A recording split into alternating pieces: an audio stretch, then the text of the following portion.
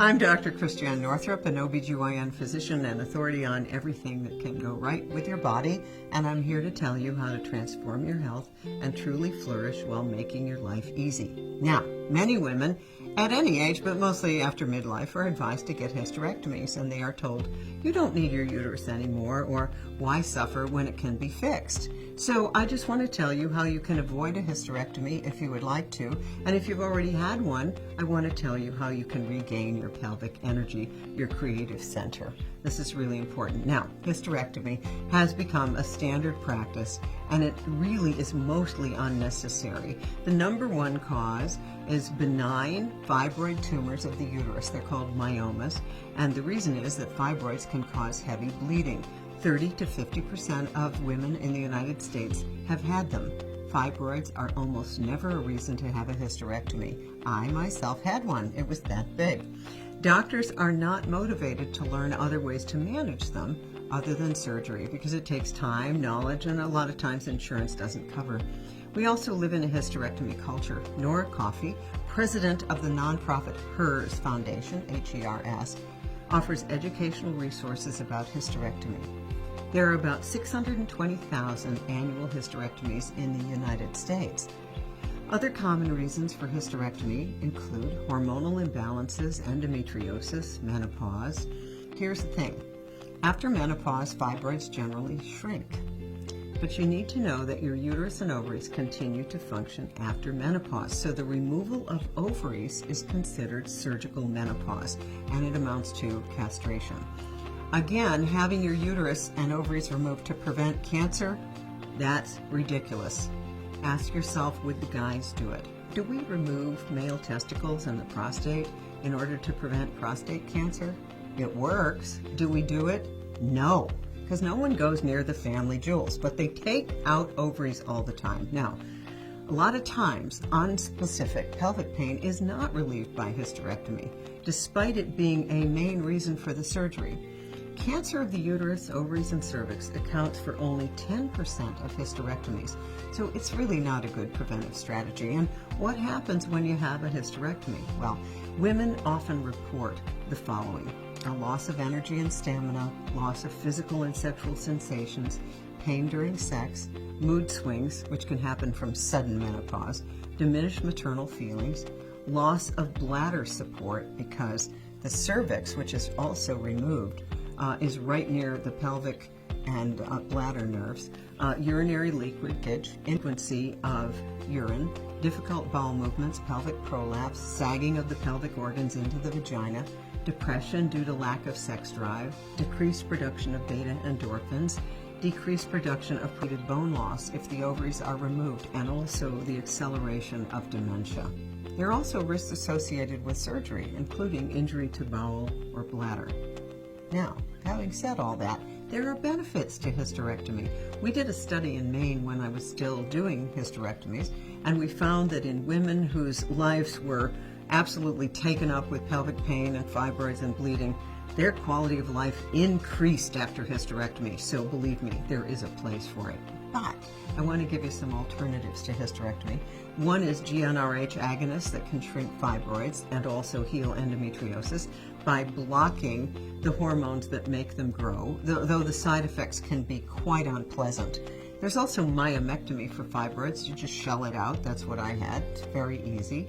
You just remove the tumor. Many surgeons who are skilled in this procedure now use myolysis. This is a relatively new technique for the taming of fibroids. Here's what they do. A laparoscope with a bipolar needle is inserted into the uterus, and then it destroys small blood vessels that feed the fibroids. You can go home the same day of the operation, back at work, back to activities in less than a week, compared with the standard 6-week recovery time for a hysterectomy.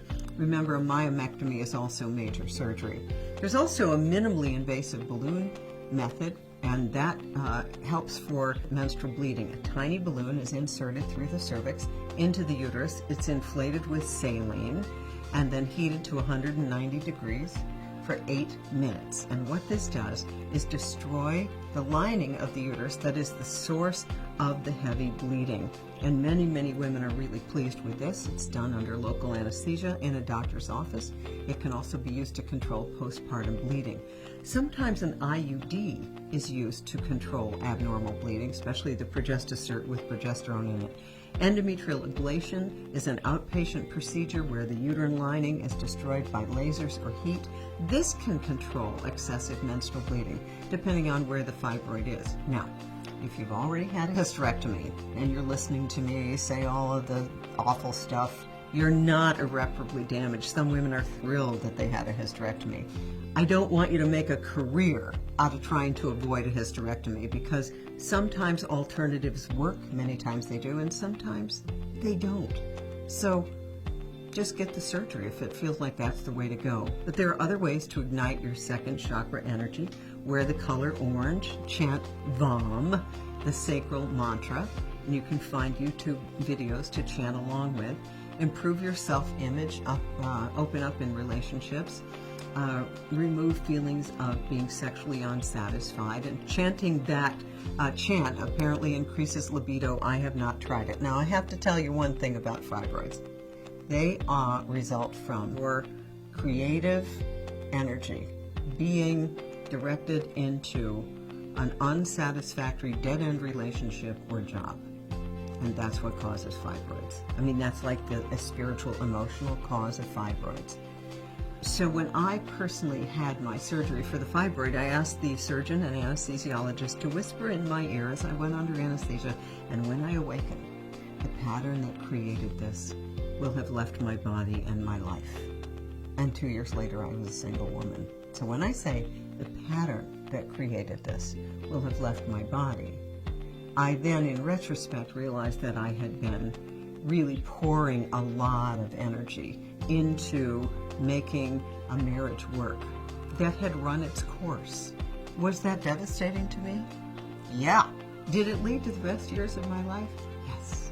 That can happen to you too. So I just want you to understand that in retrospect, you'll often know what the fibroid was about, but when you have one, you won't really know. So let your creative energy move and try to find balance wherever you need to. The essential oils spruce and pine, which I've always been drawn to, and Douglas fir are very, very helpful. You can also do yoga with hip opening strategies. And if emotions arise, allow yourself to feel them. Let your pelvic energy flow. And remember that dead-end job or relationship thing. This is where the rubber hits the road. It can be a little hard. And don't try to change all that in your life when what you really could use is a little surgery and a little help. So you can get help. So if you're considering a hysterectomy, be sure to learn the benefits, side effects, and alternative treatment options available to you before just signing up to have everything removed.